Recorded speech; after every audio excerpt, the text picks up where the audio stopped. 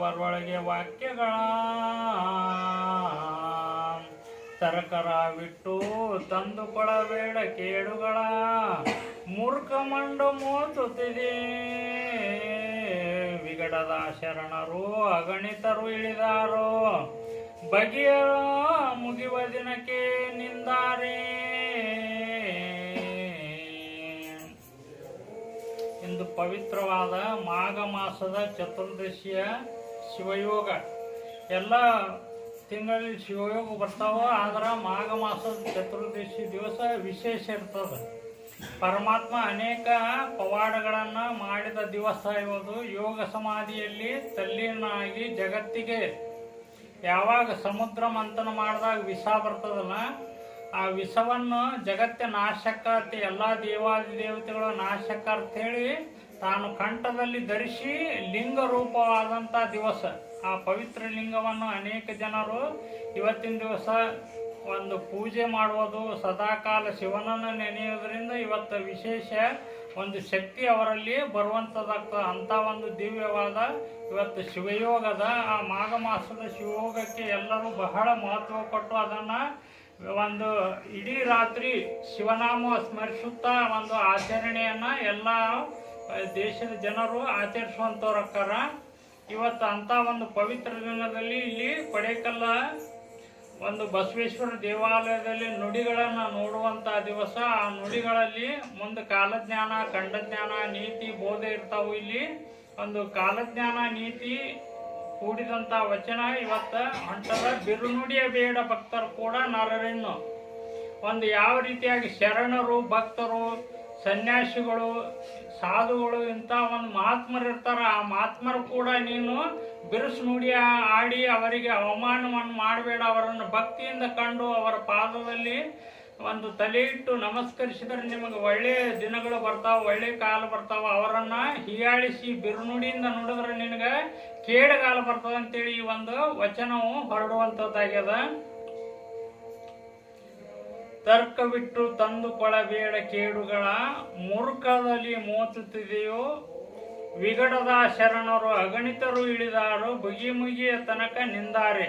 ಶರಣರು ಕಾಲ ಕಾಲಕ್ಕೆ ಒಂದು 1000 ವರ್ಷ 500 ವರ್ಷ ಆದಾಗ ಯಾವ ರೀತಿ ಯದಾಯಾದ ಧರ್ಮಕ್ಕೆ ಗ್ಲಾನಿರ್ಭವತೆ ಅಂತೇಳಿ ಕೃಷ್ಣ ಹೇಳ್ಯಾನ. ಯಾವಾಗ ಧರ್ಮ ಅಧೋಗತಿಗೆ ಬರ್ತದ ಆವಾಗ ಒಂದು ಭಗವಂತ ಹುಟ್ಟಿ ಬರ್ತಾನಂತೆ ಕೃಷ್ಣ ಹೇಳ್ಯಾನ. ಅದೇ ರೀತಿಯಾಗಿ ಶರಣರು 500 ವರ್ಷ 1000 ವರ್ಷಕ್ಕೊಮ್ಮೆ ಬಂದು ಇಲ್ಲಿ ಏನು ಜನರಲ್ಲಿ ಅತ್ಯಂತ ಕಲ್ಮಶ ಒಂದು ಅನಾಚಾರ ಅತ್ಯಾಚಾರಗಳೇನಿರ್ತಾವೆ ಅವುಗಳನ್ನು ಒಂದು ನೀವು ವಿರೋಧ ಮಾಡಲಿಕ್ಕೆ ಜ್ಞಾನ ಯೋಗದಿಂದ ಭಕ್ತಿ ಯೋಗದಿಂದ ಅವರಿಗೆ ಮುಕ್ತಿ ಪಥ ಹೋಗುವಂಥ ಒಂದು ಅನೇಕ ಪ್ರವಚನಗಳ ಮೂಲಕ ಅವರ ಒಂದು ದಿವ್ಯ ಶಕ್ತಿಯ ಮೂಲಕ ಜನರನ್ನು ಸುಧಾರಿಸಲಿಕ್ಕೆ ಒಂದು ಕಾಲಕ್ಕೆ ಶರಣರು ಇಳಿದು ಭೂಲೋಕಕ್ಕೆ ಬರ್ತಾರೆ. ಆ ಶರಣರಿಗೆ ನೀವು ಅತ್ಯಂತ ಮಹತ್ವ ಕೊಟ್ಟು ಭಕ್ತಿಯಿಂದ ನಡೆದಿದ್ದಾದ್ರೆ ನಿಮ್ಗೆ ಸುಖ ಆಗ್ತದೆ ಅಂತೇಳಿ ಈ ಒಂದು ವಚನದಲ್ಲಿ ಹೇಳುವಂಥವ್ರ ಕಾರಣ.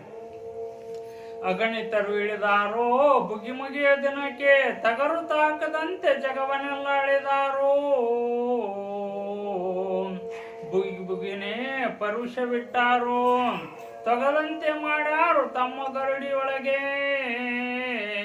ಯಾವ ರೀತಿ ಒಂದು ಗರಡಿಯೊಳಗ ಕುಸ್ತಿ ಪಟುಗಳನ್ನು ತಯಾರು ಮಾಡ್ತಾರೋ ಆ ರೀತಿ ಶರಣರು ಸಂತರು ನಾಡಿನಲ್ಲಿ ಕಾಲಕ್ಕೆ ಇಳಿದು ಅನೇಕ ತಮ್ಮ ಯಾವ ರೀತಿ ಭಕ್ತರಿರ್ತಾರೋ ಭಕ್ತರಿಗೆ ಅವರು ಗರುಡಿಯೊಳಗೆ ಯಾವ ರೀತಿ ಕುಸ್ತಿ ಪಟು ತಯಾರಕ್ಕನ ಅಂತ ಒಂದು ತಮ್ಮ ಶರಣರನ್ನು ತಯಾರು ಮಾಡ್ತಾರಂತ ಹೇಳುವಂಥವ್ರಕ್ಕನ. ಗಗನ ಮುಚ್ಚಾರೋ ಮತ್ಯಾರೋ ಅಗಲುತ್ತಾ ಕಾಣಿಸುತ್ತಾರೆ ಕಣ್ಣಿಗೆ ಒಂದು ಯುಗ ನಡೆದಾರೋ ಬಂದಾರೆ ಅಂತೂ ಇಂತು ಎಂಬ ಬರೋ ಸಂತತಿಯತಲ್ಲ ತಂತ್ರಿಕ ತಂದ ಸೂತ್ರವನು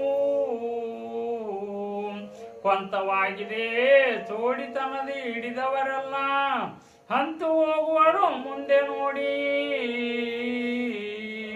ಯಾವ ರೀತಿ ಗರಡಿಯೊಳಗೆ ಒಂದು ಕುಸ್ತಿ ಪಟವನ್ನು ತಯಾರು ಮಾಡ್ತಾರೋ ಆ ರೀತಿ ಶರಣರು ಬಂದು ಅನೇಕ ಭಕ್ತರನ್ನು ತಯಾರು ಮಾಡಿ ಸದಾಕಾಲ ಶಿವನಾಮ ಬಸವನಾಮ ಒಂದು ದೇವರ ನಾಮದಿಂದ ಅವರನ್ನು ಪುನೀತರು ಮಾಡಿ ಮುಕ್ತಿ ಪದಕ್ಕೆ ಒಯ್ತಾರ. ಯಾವ ರೀತಿ